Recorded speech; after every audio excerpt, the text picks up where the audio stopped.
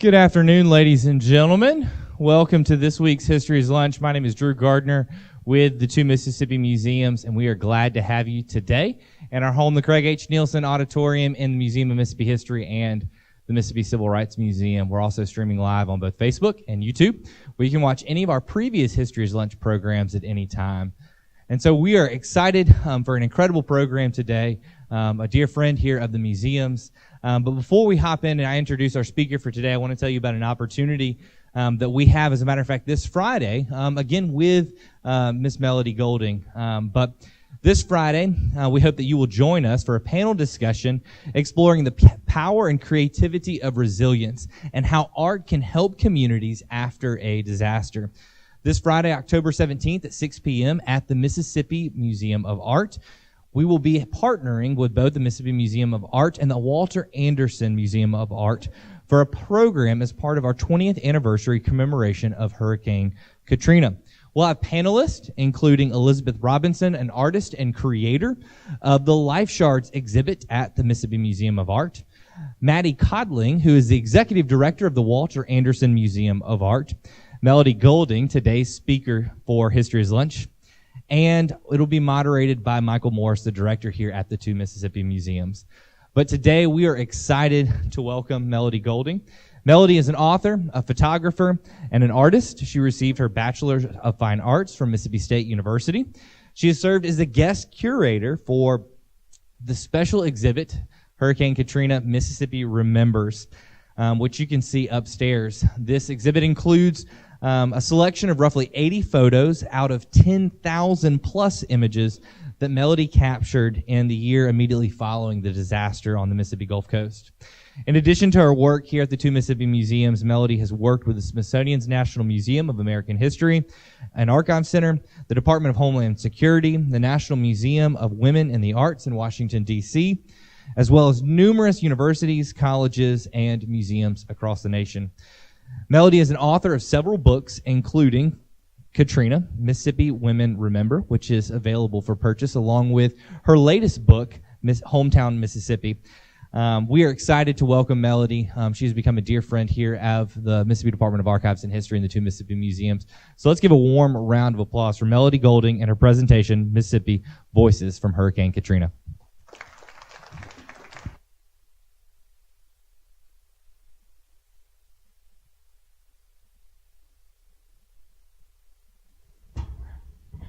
Hi, everybody. I'm glad to be here today, and I'd like to thank the museum for having me today. About to knock your... Can I close this? Okay. All right. But we are going to put a video of Reverend Burton up. This is Reverend Samuel Burton, Burlington, Mississippi. My nephew was in this house right here. Over there, that house was 2 foot. That house was 2 foot off the ground. That house right there. He was out there. He and I were in the house there, and just heard that wind blowing. He walked out there. Everything clear just like this now. We walked back in the house about 8:30 or something, 9. He said, he said, we better try to get out of here. I said, get out of here for what, boy? He said, look at that water. Come on, you see that flow? Come out here, look down that road down there. Down there, water. Road is a field right there. I had a 474 pickup right there, and the water knocked me down. And it had me for that boy, Roy. I'd have drowned it right there. And that water is coming down to the road. Hit us right here. I said, son, we're gonna join hands. I said, we're gonna, you hold my hand. I said, we're gonna go on, go with the tide, not go gifts that go with it. I want to carry it all the way around that next street where I just sat shooting by that over there, which is fine, see. I grabbed over to a line, signed that pecan tree. I said, son, I said, I'll stay here now. I said, that water gonna rise you up. I said, when you get up that high, I said, get up on that side, that top of that tree down here. I said, you get up there. I said, then I'm gonna get up in this side over here on this other little east side. That dog you see down there, that she got up in there with me in that tree. What I was doing, I was going out, and he had his car parked right over here by the over that bus out there. That big pile of dirt upside that tree there. I had my two granddaughters go there, a little house over there in front over there. And I went up there to get a meal for them. After a while, I heard him holler, Papa, where you at? I said, I'm over here in this tree here. I said, where you all at? He said, right here. What about you? I said, you stay there. Two granddaughters, my oldest son. Roy had his car parked in front of that house there for the church. This part of this side, that light pole over there. Now, I don't know how they got up in that tree. And I do know how they got up in there. But that boy of mine picked him up. He got up in that tree where that children did. My children did. Right there. And let me tell you one thing. I say, wherever you at, you stay there. I kept on communicating with her. And I told her, the debris was just falling all around her. Just falling all that. All around. I look at that tree. Snakes crawling across my arm and across my legs. So I said, I told the Lord, I said, you know one thing? I said, I started preaching Canyon Wood in 1951. I said, I think I done a pretty good job. I told you like I'm telling you. I said, you know one thing? You say, ask, and it shall be given. Seek and ye shall find, and knock, and the door shall be open. I said, you also told me before you seek ye the kingdom of heaven, just like it all came with that unto you. I said, nah. I said, well, all I want you to do for me, not too much. I said, now you take down every last one of these trees. Yeah. I said, but this tree here in the mix, what I'm there, I said, don't touch it. I stayed in that tree from 9 o'clock till 5:30 that evening. That's how long I stayed. All right. That's how long I stayed. But I'll tell you one thing, Lord, we hear and answer prayer. Don't you never forget that. Never forget that. He done just what I asked him to do. No more, no less. Well, it's hard to follow Reverend Burton. That's just one story of survival after Hurricane Katrina. It's hard to believe that a man that age could cling to the branch of a tree with his dog Lucky for 7.5 hours in the midst of a Hurricane 5. And he did, and he lived to tell about it. And it's just so powerful. My heart always beats when I watch him and watch his story. And he passed 2 years after that, but his story will live on forever. And I will always be forever grateful that he felt in his heart to share this story with me and now with all of you and anyone else who listens to his story. The strength and resilience to ride out Hurricane 5. It's remarkable to me.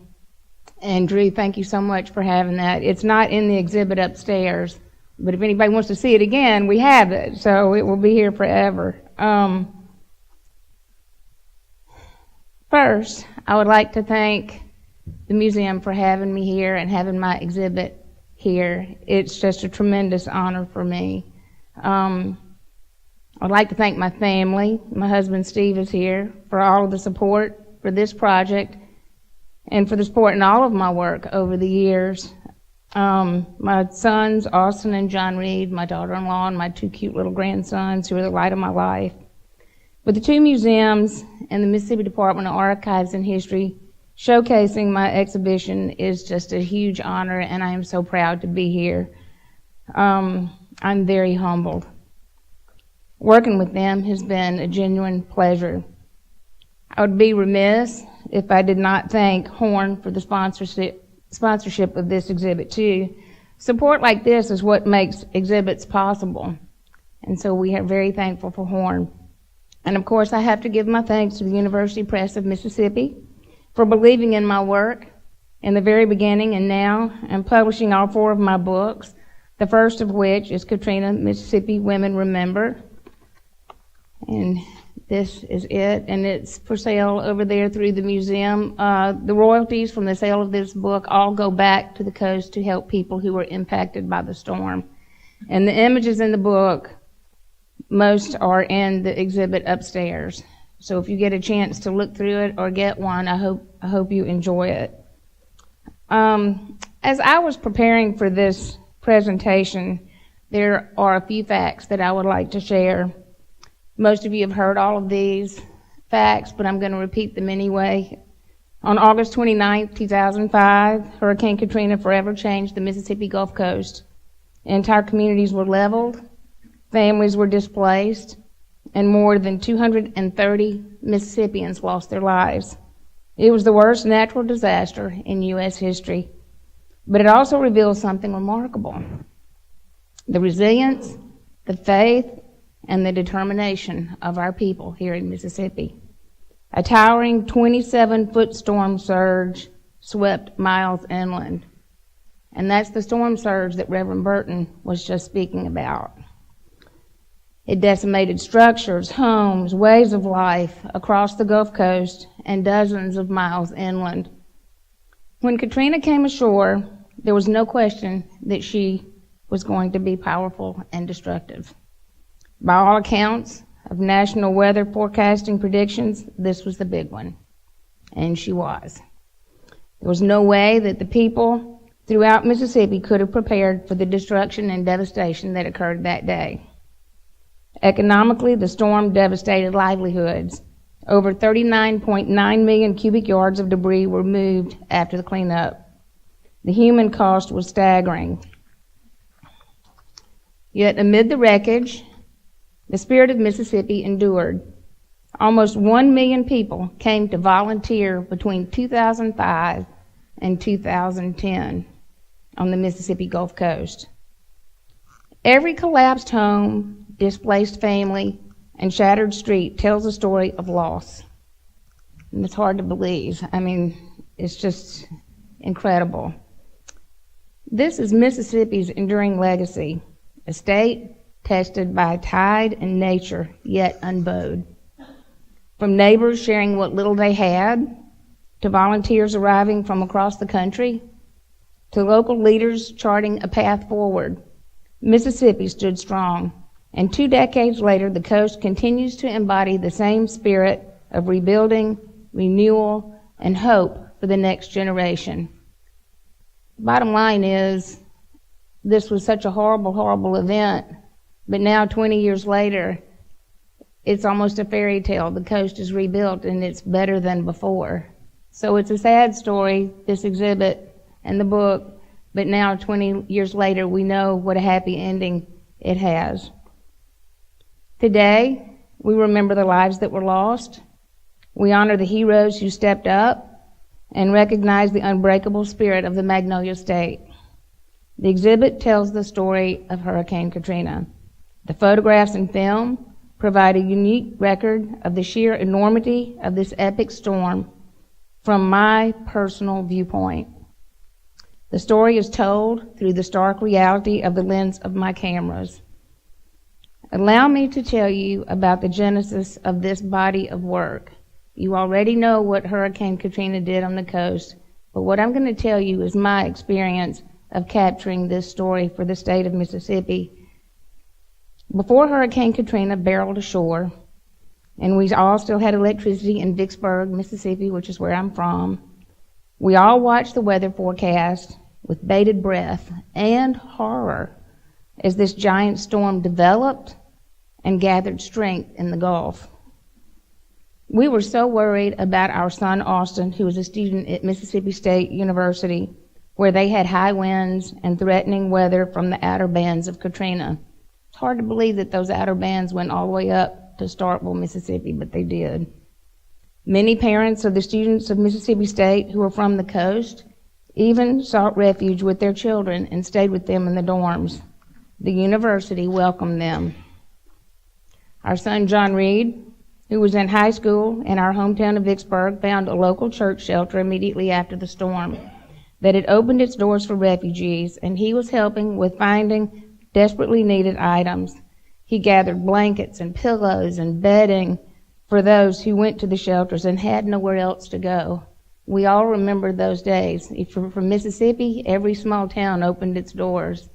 Everyone opened their doors to people that were fleeing the storm. My son's actions were such an inspiration for me. There was no rest in our own home in knowing that so many were suffering so greatly. A number of evacuees fled to our home in Vicksburg from the path of the storm. One of the evacuees was my husband's sister, who is from Ocean Springs. It was then, when I had offered to drive her back home to Ocean Springs after the storm, that I decided also to take supplies in my car from the American Red Cross. This would be my first trip to the Mississippi Gulf Coast just 8 days after Hurricane Katrina hit. At the Red Cross shelter in Vicksburg, they packed gallons and gallons of water, about 600 meals ready to eat, or known as MREs, first aid items, care packages, cases of various other canned food items, and baby supplies in my Suburban. My instructions were to give the items to whoever needed it. I said, "Who is that?" And they said that I would know who needed help when I saw them. My car was so heavy that I had to put extra air in my tires, and then I had to wait in long lines for gasoline.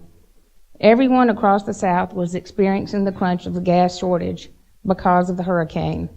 People were in a panic with the possibility of no fuel to be had. I brought along in my car an extra 5-gallon container of gas because rumor had it that there was none to be had south of Hattiesburg. And that was true. There was no gas to be had anywhere. In a small corner of my vehicle, I stashed my camera bag, numerous medium format cameras, and a lot of film that I kept in a small cooler. I knew that this horrific event must be recorded. I was determined to document to the best of my ability, as a native Mississippian and photographer, the travesty that had happened in our beloved state. There was no way that I could just sit back and do nothing. When I got to Interstate 10 South, the trees were barren and bent at an inward angle, as if a giant hand had shoved them aside and stripped them of all foliage. The stately and famous live oaks, now sadly leaning, were devoid of leaves and covered in a putrid mud, with all manner of things hanging from their limbs. We made it into Ocean Springs, picked up my sister-in-law's husband at their home, and then drove carefully and slowly around downed trees and power lines and debris on the beach road. Nothing could have prepared us for what we saw. As far as we could see, there was virtually nothing left of the once charming and beautiful coastline. It was just gone. What once was the very essence of people's lives now had been reduced to piles of rotting and foul-smelling splinters of wood and trash. Individual lives had been changed forever.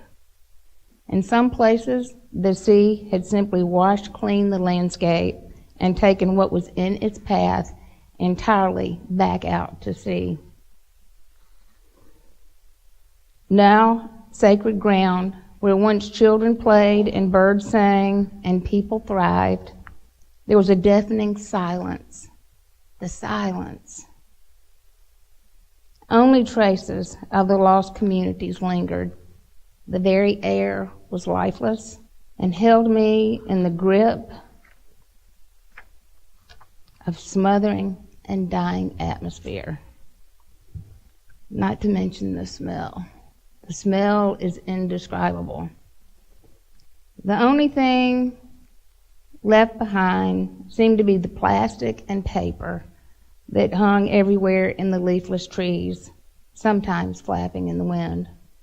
Ripped bed sheets, clothing, and carpets were wrapped around fallen fences and branches, trees, anywhere where it may have suddenly stopped from the surge of the sea.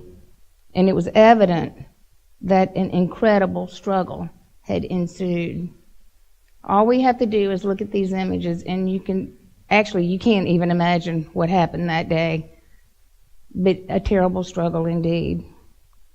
American flags respectfully flew everywhere. In many cases, they were draped across the steps, for many the only thing left of their homes. The flags honored the very ground where thriving Americans had been the week before. Complete lives full of hope and promise. Now all that remained was their resilience and their pride, and they were showing it through their display of our national symbol, the flag. The Navy, the Army, the Air Force, and the Marines, the National Guard, and also the Coast Guard, they were all there, and in their strength and training came to the rescue of their fellow Americans, many of whom had been knocked to their knees and left breathless and heaving, stripped of all but the very clothes on their backs. Let's not forget the countless church groups who came immediately after the storm to help. If not for them, many would have gone hungry and had nowhere else to stay. Seeing the haunted looks of utter disbelief in the eyes of the victims was unforgettable and excruciating to have witnessed. The people all along the Mississippi Gulf Coast were stripped of the very makeup of what defines life in terms of their material belongings. However, they proved that what truly defines a person is not in the possessions that they own, but who they are in their hearts and souls. From somewhere deep within the human spirit, the will to live and rebuild broken lives proved to be unquenchable on the Mississippi Gulf Coast. Somewhere in the sand and the rubble, the charm and the soul of a region was still there. For the individuals who survived the storm and those tragic early days, this was the truest test of the human spirit. To have what it takes to absorb the hardest blows in life and respond with a love of life that transcends tragedy, turns defeat into praise and desolation into hope. The resilience of the human spirit was the one thing that Katrina simply could not wash away. These photographs and film are the result of my year-long journey to the Mississippi Gulf Coast. Starting shortly after Hurricane Katrina came ashore, August 2005 to August 2006, from Pearlington to Pascagoula, state line to state line. It is a one-year chronicle. They are my personal witness to the events of this sweeping and non-discriminating catastrophe. I am honored to have been a part of documenting this epic storm and to have shared in my telling of it through the gifts which God has given me in my photography. They provide a unique record of the sheer enormity of this epic storm from a very personal viewpoint. This story is told through the stark reality of the camera lens. These images radically simplify what happened. My goal in capturing them was to convey the essence of the hurricane's destruction, and the grim subject matter has a nightmarish quality, yet also a strangely elegant observance as we attempt to visualize the experiences of the people in Mississippi and the victims of the storm. Hurricane Katrina is a painful reminder that nature does not always have mercy, no matter our circumstances or station in life, and that any one of us may be tested terribly at any moment by the times in which we live. What a paradox in which the people of Mississippi found themselves once again tested in the crucible of history. This exhibit, book, and film are a very personal journal and will provide historical testimony both literally and visually for future generations. Mississippians and the state of Mississippi comprise this body of work completely. For me, it was capturing this catastrophic event that the world would not have easily observed or understood at this moment in time. Mississippi's story had to be told. The photographs and film provide a unique record of the sheer enormity of this epic storm. It is a human story, a testament to the universal themes of struggle, hope, and recovery from Hurricane Katrina. The human experience is both vast, complicated, and an adventure. This body of work has become a valuable historical documentation. Photography captures the events in a unique manner in which words simply cannot. Reading about an event is different than seeing it in a photograph or witnessing it firsthand. A photograph has a longer lasting impact on the thoughts of the observer. My hope is that the record of such a difficult time in the history of our state will serve a higher purpose to mold and shape the future of us as well as those who follow along in years to come. The resilience of the human spirit was the one thing that Katrina simply could not wash away. From the individuals who survived this storm and through those tragic early days, this was the truest test of the human spirit. To have what it takes to absorb the hardest blows of life and respond with strength and grace is what Mississippi is all about. So thank you very much.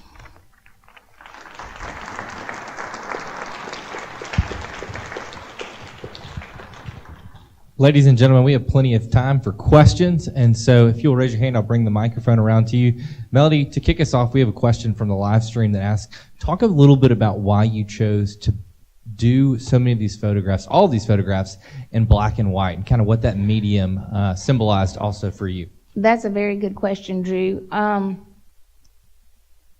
When my mentor told me, my photography mentor told me, always take film in color. And if you want to produce it in black and white, you can, but if you want to produce it in color, you can as well. And I chose to do it in black and white because as the images came in and they were full of color and travesty like this, and I felt like, for me, it was too confusing to absorb, and I felt like the black and white made it much more simple for the viewer. And I think I'm right. It was chaos. You can see from the film and from the still images that it was just chaos everywhere. And so the simplicity of the black and white is how I chose to present it. Anybody else have any? Is anybody in here from the coast? Oh, there's quite a few. Okay. Well, you all remember this. And it's tough. The museum contacted me about having my exhibit here, and I came home and I told my husband, Steve, they want me to have the exhibit. And, I have to admit, I still have a little PTSD from going down there for a year after the hurricane. And I thought, oh, okay, I can do this. And I set my resolve to do it here at the museum, and the museum has just been incredible to work with. It's been a joyous time, if you can have a joyous time in the midst of the subject matter. But of course, as I said in the beginning of this presentation, the coast is back, so it's a story with a happy ending. But the museum has been so wonderful to work with, and we've curated this exhibit to show to everyone for the 20th anniversary, and it's such an honor to be here, and I just appreciate it immensely. Melody, I know your work as a photographer and as an interviewer, but can you tell us about this film? Who took it? When was this made? And And is this all here at Archives and History now? Yes. The film, when I first came to the coast, I had my still cameras, and I said, I've got to film this. No one's going to believe it. Just no one's going to believe it. And so I had a little Handycam film camera, had several of them actually, and took my son out of high school, and I said, you have to go with me. I can't do this by myself. And so he drove the car, and I filmed as we were driving down this broken and crooked, trash-filled road. And obviously it's after Katrina. It really kind of encompasses the year from 2005 to 2006. It's a compilation of all of them together, because towards the end of the film you can see the rescue, it was in rescue mode, the teams that came to help, the Army, National Guard, the Army, they were all there. So that's in the latter part of this film. I think this film is about an hour and a half long. But it is from Burlington to Pascagoula, and it's hard to watch, don't you think? It's kind of hard to watch. But that's how we did it. I took my son out of school, and I don't think he missed school. We slept on the beach, we slept in tents, we slept with church shelters. This was not done in one day. This was several trips to the coast. But it was hard for me. I had nowhere to stay either. And again, the church groups, they let us come in, they fed us, we slept in tents, and that's how we did it. That's how we did the film. So, yeah, the still photography and the film. Have you not seen the film? Is this the first time you've seen the film? Yeah, it's very powerful. I've had a lot of people want it, but it's going to belong to the museum. So, does anybody on the coast have anything that they want to share about their experiences after Hurricane Katrina? Everybody has a story. No? Okay. Can you tell us what was a typical day driving like? Like you're coming from here, you're going down to the coast. Are we just driving like, I don't know where we're going today, but we're just going to get in the car? Or did you have like a set plan of we're driving these roads, so on and so forth? I had a set plan. Obviously I couldn't go from Burlington to Pascagoula in one day. So I would, wherever I left off from the last trip, I would try to pick up there. That way I wasn't double down. I wasn't going to double down on what I had seen or photographed. And that's how I did that. I would pick up where I had left off and go down the next time, and eventually I made the entire coast. And then after that I did go back and capture more, because you can see the still shots of recovery. So it's, the disaster, the recovery, and the resilience. Ma'am, I just want to, first of all, I want to thank you for your selflessness, and I want to thank you for your courage, because you could have stayed in the comforts of your scenario, and you could have not went about it and did it. Somebody has to always make a sacrifice that others would benefit. And so, and I want to thank your husband and your family, because again, you said you pulled your son out of school. Just the sacrifice of doing that for the sake of others is to be highly commended. And so sometimes I think we kind of gloss over things that happen, and we don't look at the minute things that really, really make an impact. But today you've impacted me. I live in North Carolina, and I don't even know the half or even a piece of the devastation other than what I saw on TV. So coming here today, so just to hear your story is much to be commended. So thank you. Thank you so very much. I appreciate those kind words. It was very difficult. It was a very difficult project, but I wanted to see it through. Craig will tell you, I can see it. I can see a project through. It might not be the best, but I can see it through, and I was not going to quit. I just felt like this story. And at the time, for those of you who remember, when catastrophic events like this happen, it brings out the best in people and the worst in people. So I kind of saw it all. And naturally I like to focus on the best in people, because of the best in people is why the Gulf Coast was able to recover the way it has. And I appreciate those kind words.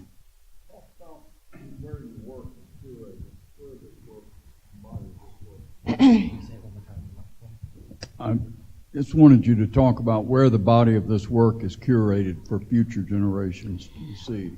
So it's here. Obviously, it's here, and it will stay here. What the museum has, the museum will keep, and I hope they will consider taking the rest of my artifacts as well. But there are images and film in the Smithsonian Institution in Washington, D.C., and I can tell you this. They wanted it not only because of the subject matter, it's the only thing that they have on Hurricane Katrina. And also, it's film. Most people shoot in digital. Of course, back in these days, in 2005, people were still shooting in film. Of course, now everybody's a photographer. Everybody has a phone. Everybody can take photographs. But the Smithsonian wanted it because it's film. And the thing about film is it's been proven. We have photography from 200 years ago. The images.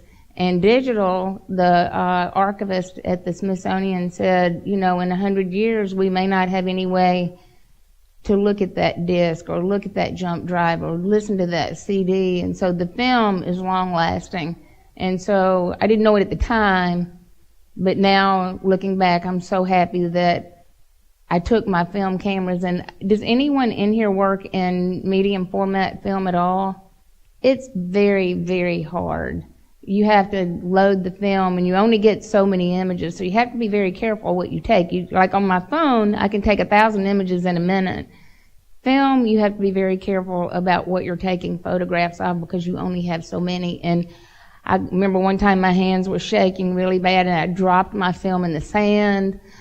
I don't even know what was on that roll, but things like that. Working with film is very, very hard. Especially medium format film, because it comes on a roll and it comes apart and it's very complex. And anyway. Thank you for your very informative presentation.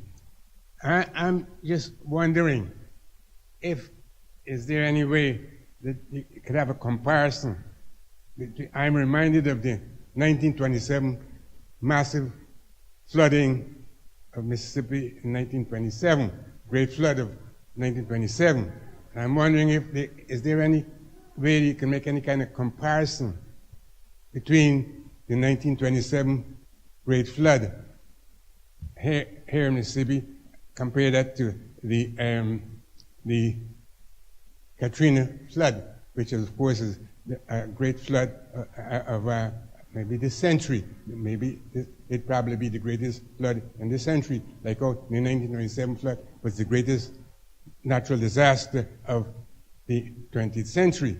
I'm just wondering is there any way, any kind of comparison could be made with that 1927 flood with the Katrina flooding in terms of loss of life or suffering, or any kind of comparison between that flood of 1927 and the Katrina flooding. Is there any comparison that could be made, you think? Thank you, sir. That's a very good question. As a matter of fact, I can draw a lot of parallels from the 27 flood to Hurricane Katrina or to any other disaster or catastrophe that happens. Number one, it affects everyone. Doesn't matter your station in life. Everyone is affected. And probably the number one thing that I could probably compare, of course I wasn't around in the 27 flood, but we've all seen pictures and read about it and all that, is the determination of the human spirit for people to live, to overcome, the disaster and to overcome what was set before them at that moment in time. So yes, there is a parallel. Overcoming catastrophes and disasters is horrible. And again, it brings out the good and the bad, and horrible, horrible things happened in the aftermath of the flood of 27. And horrible things happened after Katrina. But I believe that Trump good trumps over bad. And I believe that the good rises, and it's horrible what people have to endure. And you never know when it's going to happen, or else you wouldn't be there. And I believe that the strength and resilience of the human spirit to overcome disaster in the face of disaster Yes, there's absolutely a parallel there. Very good question. Melody, one of the other questions we have from the live stream asked a little bit about, from folks that maybe haven't seen the exhibit upstairs, there's so much diversity in the images and the individuals and the stories that are represented. Why was that important to you when you went down to take those photos, that there was this kind of diversity of experience portrayed in those photos? Well, thank you, Drew. That's kind of a double question for me. One is, and it was one reason why I went for a solid year after the hurricane came ashore. And then after a year, I just said I'm done. But what I wanted to get first, of course, I got the disaster. And then as the months went by, we got the resilience of people who were overcoming the disaster. And then there was the recovery. And so I couldn't just quit midstream. I had to get the whole story. And so we got all of that. But then one thing that I really focused hard on as a photographer and a documentarian trying to tell the story of what happened is, I didn't want to just focus on the white people or the black people or the Asian people or the Hispanic people, because it happened to everybody. So I worked really hard on trying to represent everyone who had been impacted by the storm, because at that point, everybody was on equal ground. Everybody had nothing. And everybody was standing on the same depth of this catastrophe. So one was capturing visually the disaster, the resilience, and the recovery, and two, all of the people who were who were impacted. They were from all walks of life, People who had a lot to begin with, people who had nothing to begin with. And an interesting story from the Asian community, one woman told me, Kim Pham, she's in the exhibit upstairs. She said, I came to America as a refugee. I had nothing. I built my business. Hurricane Katrina came. Then I had nothing again. But I had my English language. Hurricane Katrina could not take my English language. And so here she was, ever the optimist, that she was able to overcome this because she could speak English this go round. First time she came, she couldn't even speak English. And I'll tell one funny story that I know the museum staff has heard me tell over and over again. A lot of people told me a lot of stories, a lot of tissues, a lot of crying, shoulders, hugging, all that in this experience. But one person told me that, like everyone else, we were watching the news, the new hurricane was coming, they were leaving, and of course everybody thought that they were going to be gone for a day. No one knew that they were going to be gone maybe for, move away forever or move away for months, but, everybody thought the hurricane's going to come ashore and then I'm going to go back home. And so people were packing things in their car that they felt like they couldn't do without, that they wanted to keep no matter what, just in case.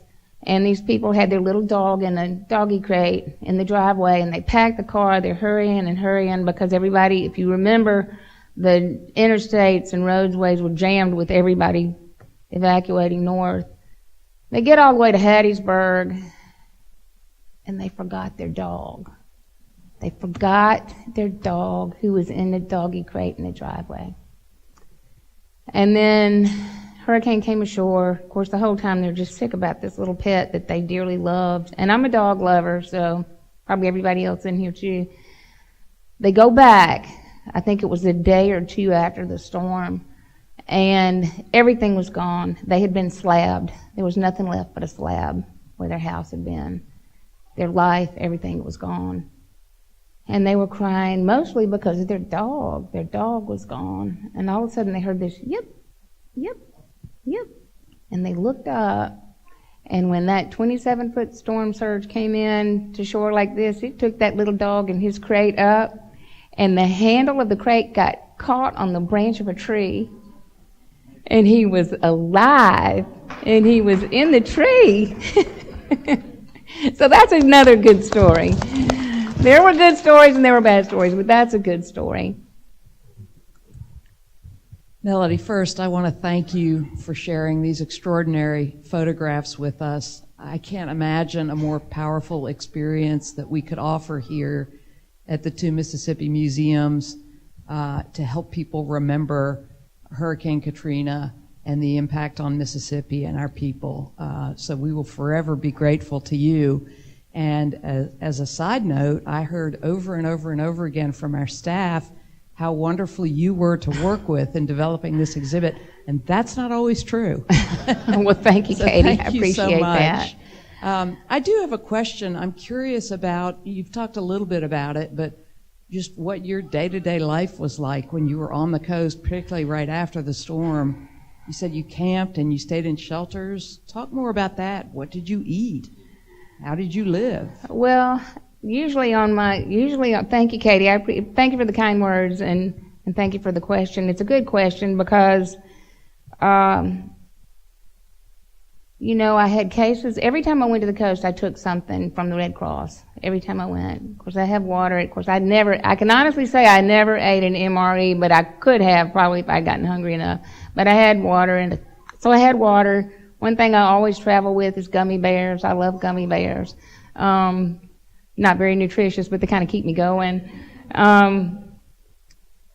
It was hard. It was hot. I don't know those of you who experienced it, but it was stifling hot. The air was still, and so usually the clothes I had on were the clothes that I had on for days before I came back. Because, I was able to come back and forth. I did not go and stay on the coast.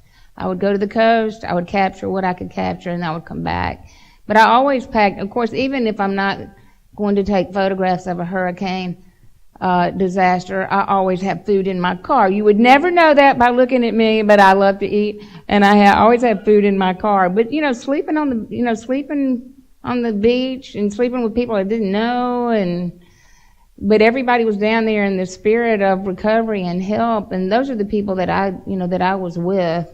And it was very, very hard. One thing was, I didn't have, there were so many things that I didn't have and so many things that I did have. I knew that I could do this project. I knew I could do it. I just knew I could do it from everything that I've done in my past. I knew that I was able to do this project, and I knew that I was able to do it for the right reasons. And I think I told, one person here that, when I was working on this project, I had, this was one of the church groups, but I had a lawyer come up to me and he said, "I'll pay you anything you want for these negatives." I said, "They're not for sale, sir." And he said, "I will pay you anything. I want them from my law cases, for this class action lawsuit." And I said, "I'm sorry, they're not for sale. And they've never been for sale, and I don't even sell the photographs." I wanted to do it for the right reasons. I knew I couldn't go down there and hammer and rebuild, and I just can't do that. I knew what my limitations were, but then I knew what I could do. And I knew that I could take my cameras and photograph what happened. Well, let's give Melody another round of applause, ladies and gentlemen.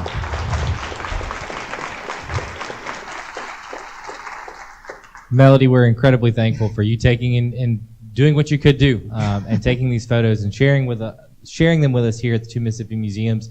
If you'd like to be able to purchase Melody's book, Mississippi Voices from Hurricane Katrina, it's available for purchase just to the left of the stage. We also have Hometown Mississippi, Melody's latest book.